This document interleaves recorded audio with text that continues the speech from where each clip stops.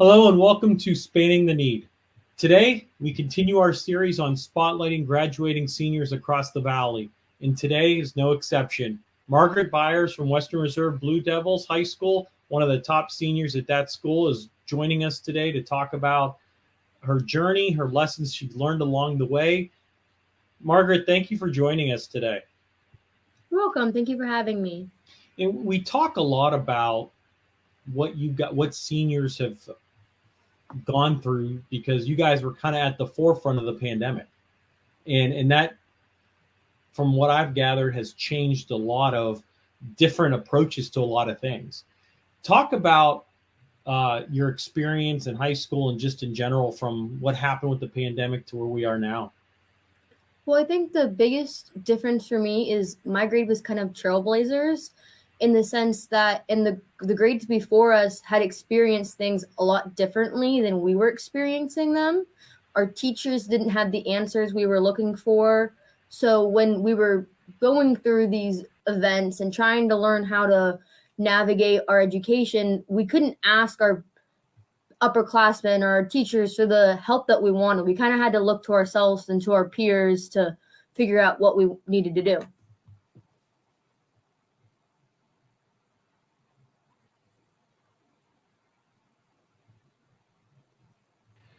Sorry about it. We talk a lot about that, and you've been really motivated to kind of be at the top, one of the top seniors in the area, in a variety of different scopes.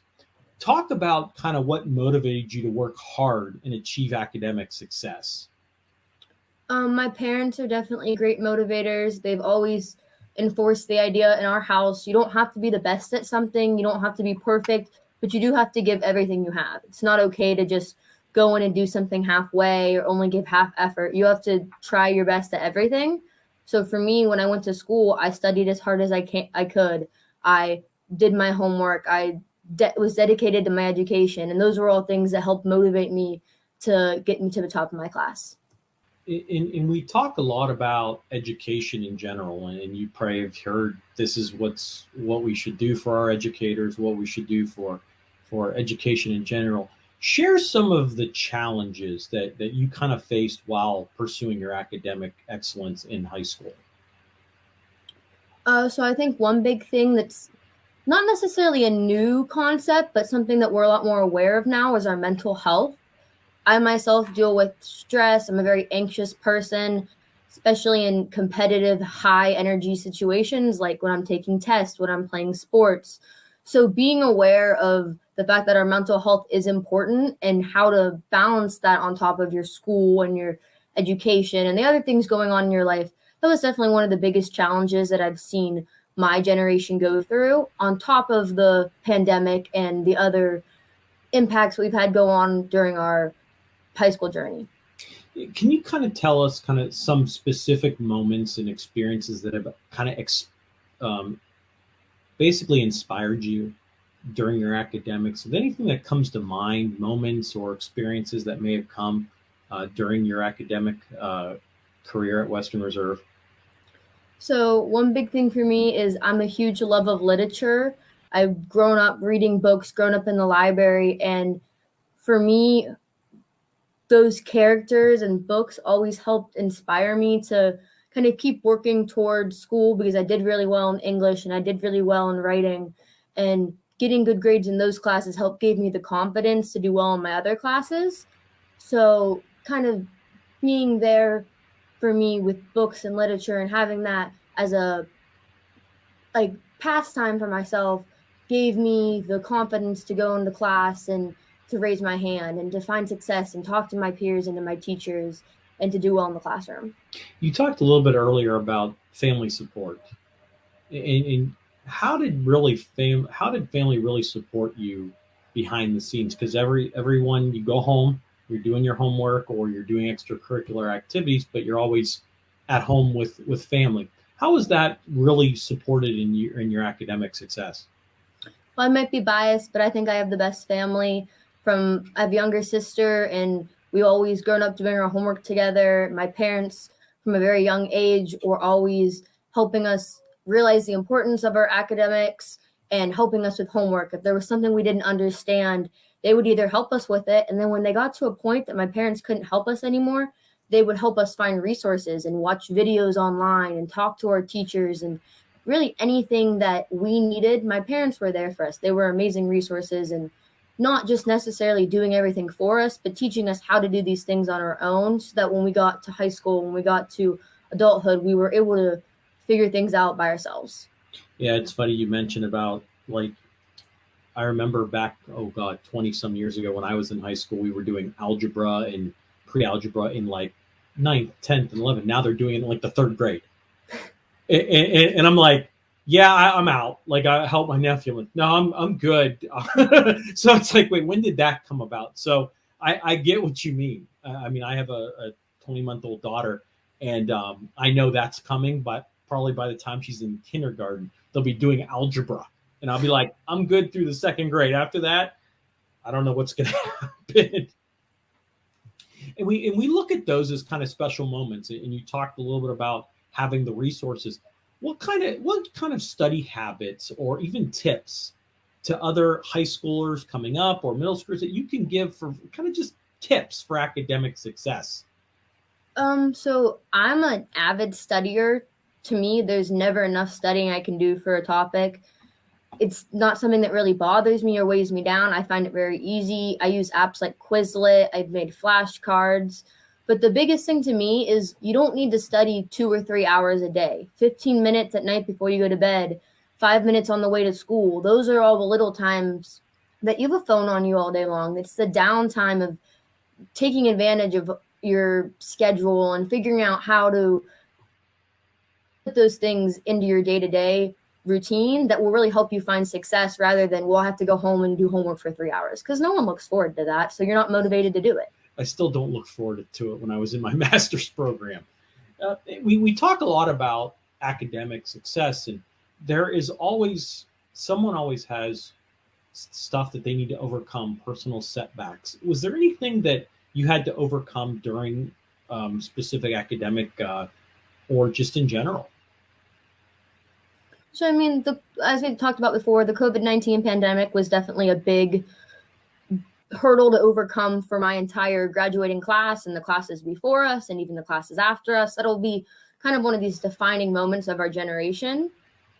But on top of that, I mean, the transition from middle school to high school is just one of those transitions that it's hard for everybody. I was always a strong student. I studied. I did well in class. So when I got to high school, I wasn't used to not understanding things or things not coming naturally to me. So it took a while for me to kind of figure out, well, yeah, I have to sit down and I'm going to have to work at this. And I'm going to have to raise my hand in class when I don't understand something. And I'm going to have to ask the teacher for extra help. And not to be embarrassed about it, but to understand this is what's necessary for me to reach academic excellence. And this is what's necessary for me to continue on this journey that I've been on since elementary school, since middle school, and not to let this hurdle stop me from achieving what I want. And we actually, and we've talked about extracurriculars, like you're going from success to going home to do that.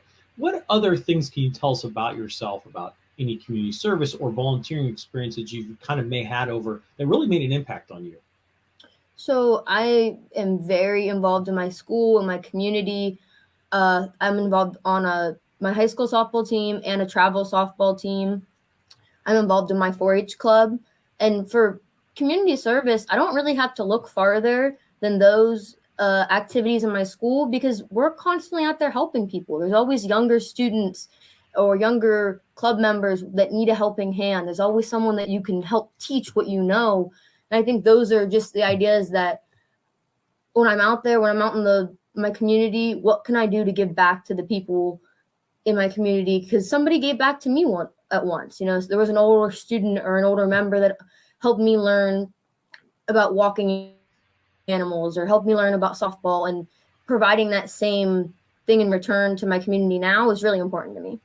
As we've celebrated at the beginning of the month of May, we celebrate teacher appreciation and mentors in the education field.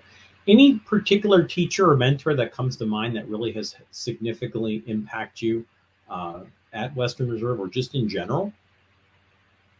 My guidance counselor Danielle Matus, she's amazing. She works so hard for our school and for our students and goes above and beyond every single day to get us what we need, to help us understand things.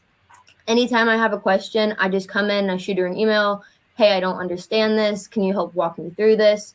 She is amazing for our school. And I mean, I wouldn't be where I am today without her. We really appreciate her so much. And it's kind of like the inspired to uninspire when you're in high school or in, because those are like the unsung heroes that are Yes. always it's I had one that back in the day that basically they are there the whole time, and they have student after student that goes in and year out, so they're there for 30 years and they see all these students. And I think you're on the right track when we talk about that. It's one of the unsung heroes in education, like our teachers.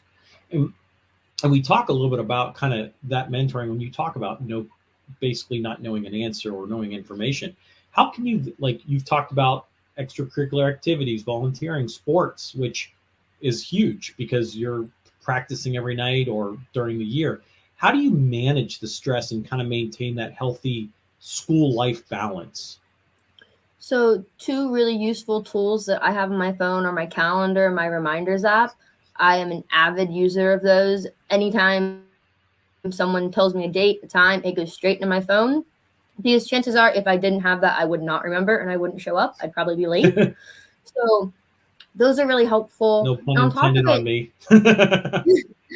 and on top of it, like you have to remember your values in life. And I am a person that sometimes I tend to forget. Well, yeah, there's school and there's sports, but I have a family. I have a boyfriend, a younger sister, and friends that I want to spend time with. And remembering those values and their importance in your life is really the thing that helped me kind of find my balance. Is it's okay to give up an hour of studying to go hang out with your family and play a board game. It's okay to go on a walk with your dog and enjoy time outside and instead of being upstairs and doing your homework. I mean, as long as you have to get those things done, but kind of finding a way to manage your time and still appreciate the other things in your life that are outside of school and your extracurriculars. And we talk about that you're looking at, hey, hanging with friends, experiencing those things. Well, we talk about that sports and extracurricular volunteering. How can you talk about how those areas of I should say sports or anything has kind of created leadership roles for you, and have you taken that in school or community? Definitely. Western Reserve is a very small school. We have small sports teams, small clubs. So from our freshman year, there are leadership opportunities in the school. I've been involved in student government. I've been involved on my softball team. I founded a book club because I decided, why doesn't our school have a book club? And got a group of girls together and we read a different book every month and we talked and we hung out in our English teacher's classroom during lunch. So the opportunities are definitely here for us at this school and they really help translate to in the classroom because you're with your peers all the time and it helps teach you communication skills and leadership skills and how to work with groups because those are important skills that you need to learn in and outside of the classroom. Well, and we talk about outside the classroom moving forward. What school are you going to? I'm going to What's going to Youngstown be what State. Youngstown State, and that's a tough decision there. Yeah. What are you going to major in? I want to major in professional and publication writing. So, and how do you plan to use your academic success that you've accomplished at Western Reserve to make a positive impact on the world? Do you have any plans like that?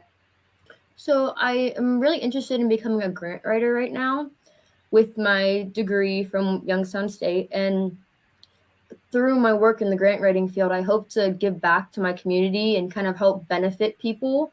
I've had so many amazing experiences and opportunities in my community, and I want to give other people in communities that might not have that support or might not have that funding and find ways to make sure that every kid can grow up in a community in a household like I did. So I mean, I know that's kind of a big goal, but just being able to do a little work and just make a little impact after little impact and eventually create some change.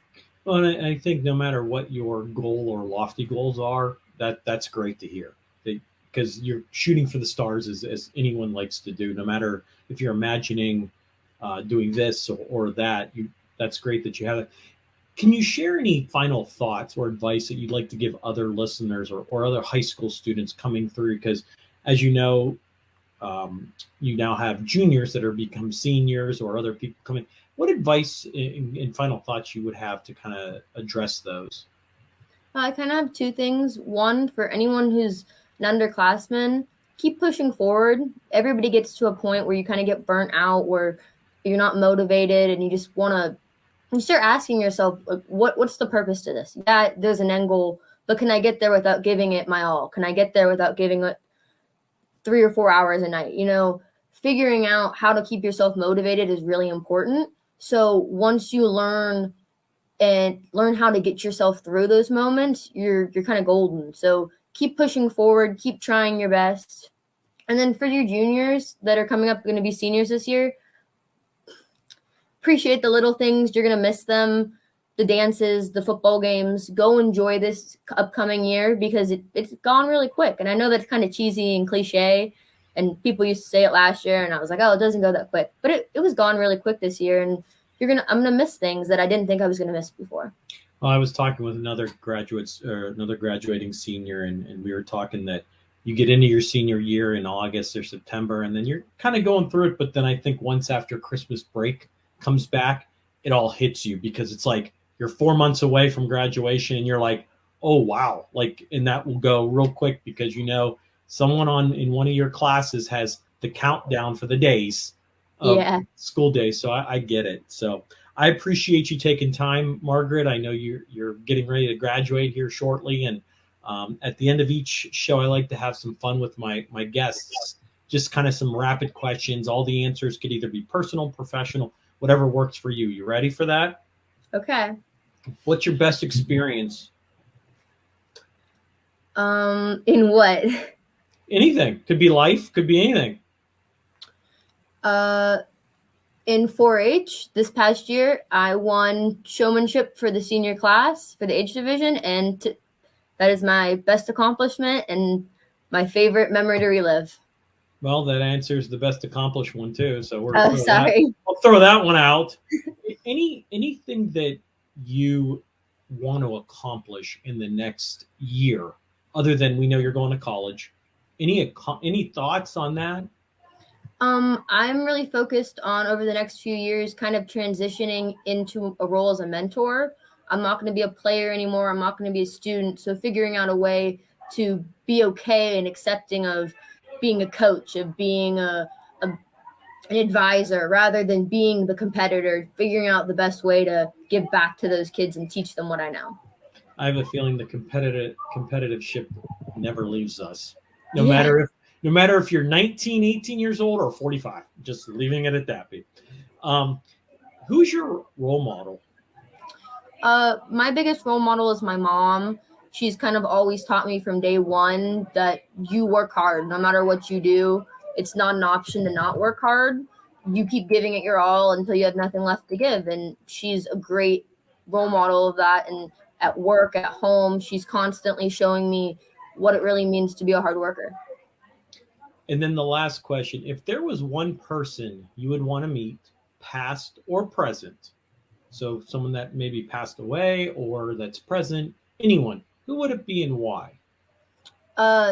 Mine's Jackie Kennedy, and I know it's kind of a weird answer maybe, but to me, she's someone that experienced a life full of unsuspecting trauma, and she wasn't really expecting the things that happened to her to happen, but she handled them with grace. She handled them with dignity and taught our country to keep moving forward, even during times of grief. And I think that's just something you want to look forward in everybody. I appreciate it, and I appreciate your time, Margaret. I wish you nothing but the best at Youngstown State. As a fellow Youngstown State grad, I'll just leave it at that. So I wish you nothing but the best, and thank you for joining us. We wish you nothing but the best.